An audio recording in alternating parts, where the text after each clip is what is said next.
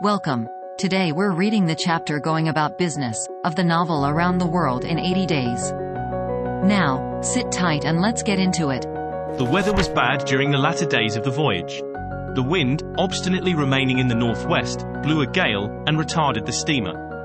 The Rangoon rolled heavily and the passengers became impatient of the long, monstrous waves which the wind raised before their path.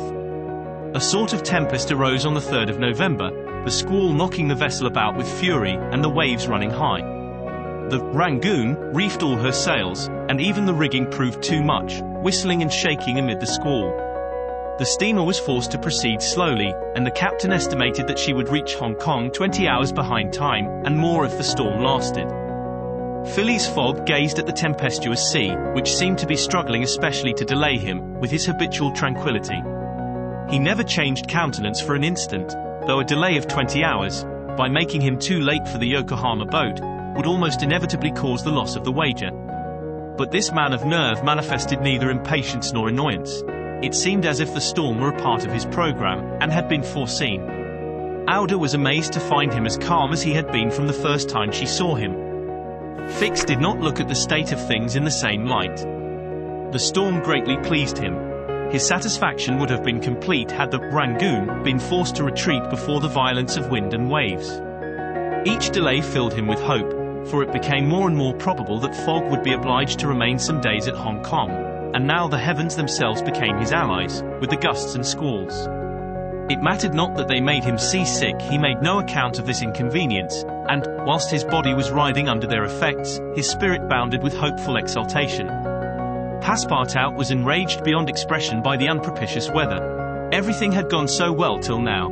Earth and sea had seemed to be at his master's service. Steamers and railways obeyed him. Wind and steam united to speed his journey. Had the hour of adversity come, Passepartout was as much excited as if the £20,000 were to come from his own pocket.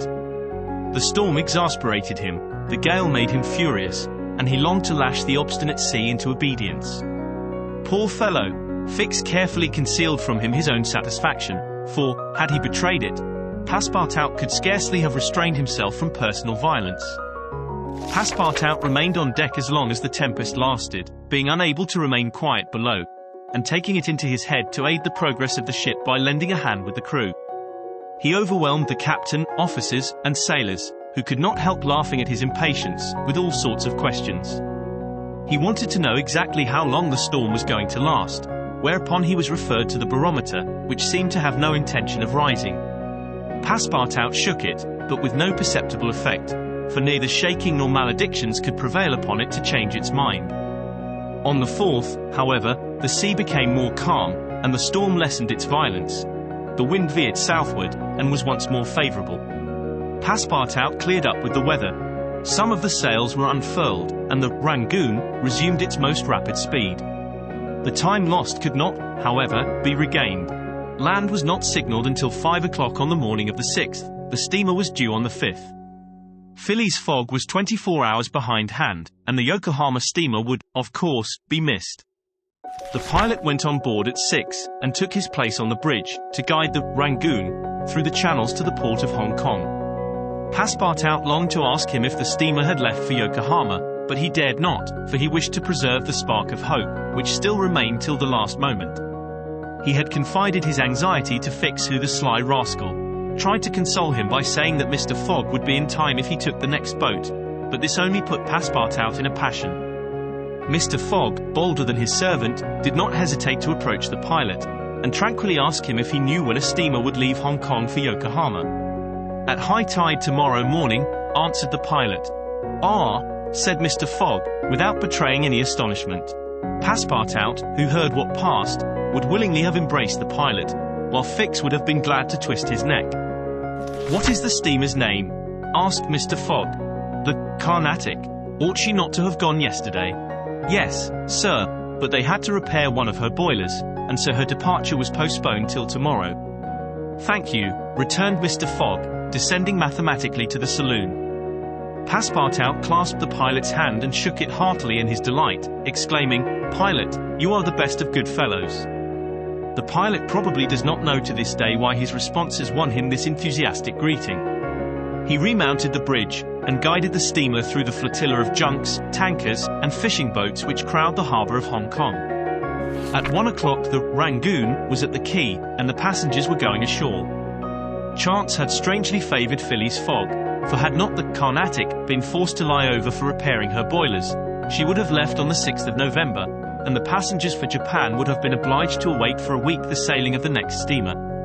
Mr. Fogg was, it is true, 24 hours behind his time, but this could not seriously imperil the remainder of his tour. The steamer which crossed the Pacific from Yokohama to San Francisco made a direct connection with that from Hong Kong, and it could not sail until the latter reached Yokohama, and if Mr. Fogg was 24 hours late on reaching Yokohama, this time would no doubt be easily regained in the voyage of 22 days across the Pacific. He found himself, then, about 24 hours behindhand, 35 days after leaving London. The Carnatic was announced to leave Hong Kong at 5 the next morning. Mr. Fogg had 16 hours in which to attend to his business there, which was to deposit Aouda safely with her wealthy relative. On landing, he conducted her to a palanquin, in which they repaired to the club hotel. A room was engaged for the young woman, and Mr. Fogg, after seeing that she wanted for nothing, set out in search of her cousin Gigi. He instructed Passepartout to remain at the hotel until his return, that Aouda might not be left entirely alone. Mr. Fogg repaired to the exchange, where, he did not doubt, everyone would know so wealthy and considerable a personage as the Parsi merchant. Meeting a broker, he made the inquiry, to learn that Gigi had left China 2 years before, and, retiring from business with an immense fortune, had taken up his residence in Europe in Holland, the broker thought, with the merchants of which country he had principally traded. Phileas Fogg returned to the hotel, begged a moment's conversation with Aouda, and without more ado, apprised her that Gigi was no longer at Hong Kong, but probably in Holland. Aouda at first said nothing. She passed her hand across her forehead, and reflected a few moments. Then, in her sweet, soft voice, she said, "What ought I to do, Mr. Fogg?" "It is very simple," responded the gentleman. "Go on to Europe. But I cannot intrude, you do not intrude, nor do you in the least embarrass my project. Passepartout, monsieur, go to the Carnatic, and engage 3 cabins."